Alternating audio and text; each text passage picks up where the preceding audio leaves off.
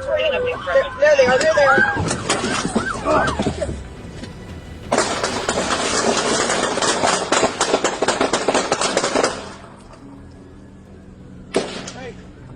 I'm hit.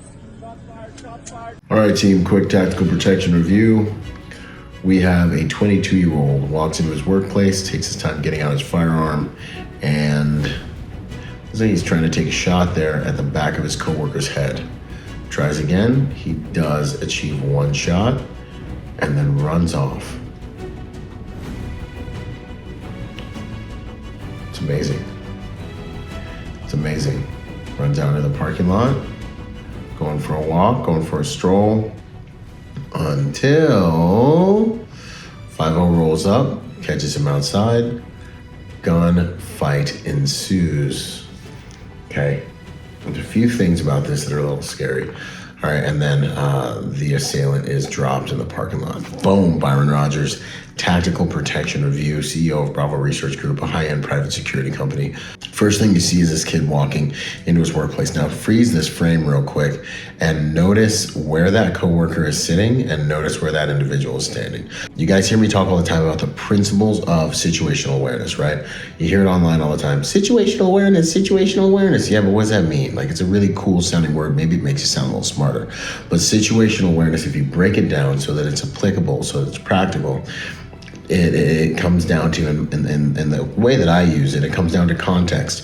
Where are you? What's going on there, right? And what level of risk should you be feeling? Should you be in a green state, completely vulnerable, or should you be yellow? Should you be orange? Should you be red? Well, you get to black once the fighting starts. But what state, in the context of where you're going? Are you at a gas station late at night? Which gas stations are watering holes, as you guys know from this video series? Or are you going to your parents' house, you know? So context matters, that's the first one, right? Tactical positioning, that's the second one. Tactical positioning is huge. You know, where are you in your environment?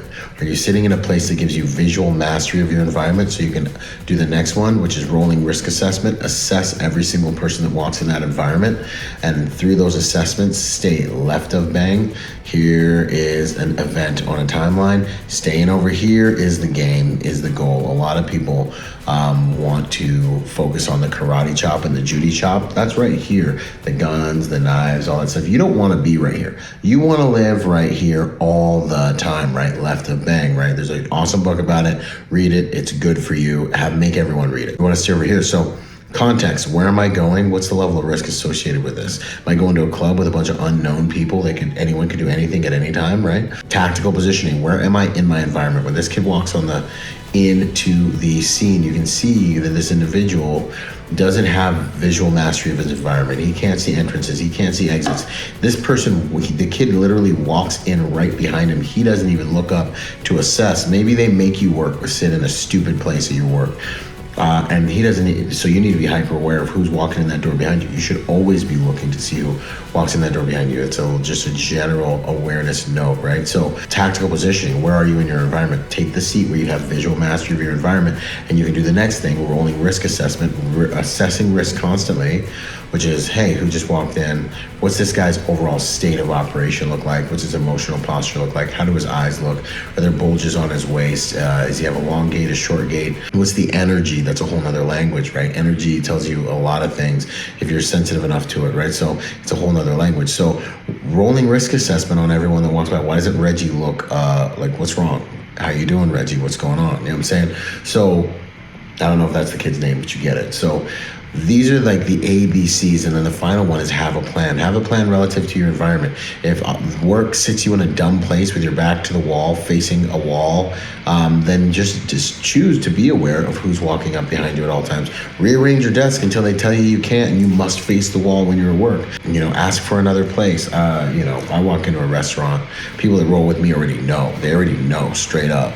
this is the seat that Byron's gonna want, that's the table he wants. And they just tell the waiter or the waitress, like, hey, we're probably gonna sit over there. If it's okay with you, he's gonna want this seat, just like, you know, don't be a casualty. So anyways, but yeah, so these are the things that will keep you safe and keep you over here where you want to be, left of bang. This whole situation is traumatic, but I would say, and to be kind of scientific, you know, we've officially entered the stage of, let's see, I'm gonna call it stay strapped or get clapped in America. Like the videos I'm seeing right now are just on a whole nother level. Churches, schools, like places that should never have to deal with these things. Just places where people thought they were safe, just when you thought it was safe. You know what I'm saying? Like it's so if you can't have a CCW, if you can't have a concealed carry weapons permit and legally carry a firearm at your place of business, carry a firearm any and everywhere you can legally carry a firearm, okay? Because you never know. And if you are a realistic thinker, you're gonna realize that you just don't have a crystal ball. So stay strapped or get, I don't wanna get hood on you, but really honestly, protecting yourself is your right and it's your own capability. And if you find yourself in a position where you weren't diligent enough to honor this basic human need you have for safety, and you thought that law enforcement was gonna save you, and they're always minutes away when seconds count. You know, we love our law enforcement professionals, but their job is to enforce law, not to be your personal protection detail.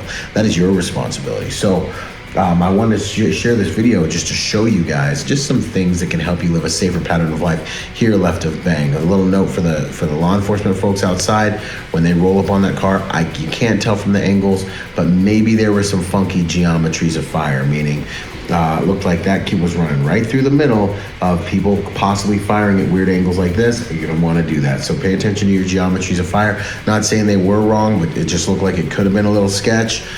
So pay attention to your geometries of fire when you're in a firefight. Pick a lane, know your target and what lies beyond, and get home to your family. That's your ultimate mission. If you need private security, reach out to me at Bravo Research Group. If you want to learn, find the links in my bio, Protector Nation, or join me at the League. Boom, it's finally here. Go to protectornation.com to join the Protector Nation community. Learn online and become part of our Protector Nation family. I look forward to seeing you guys there, and for us all to join forces to make the world a safer place by helping good people to become more dangerous. I'll see you there, and until then, be peaceful but not harmless.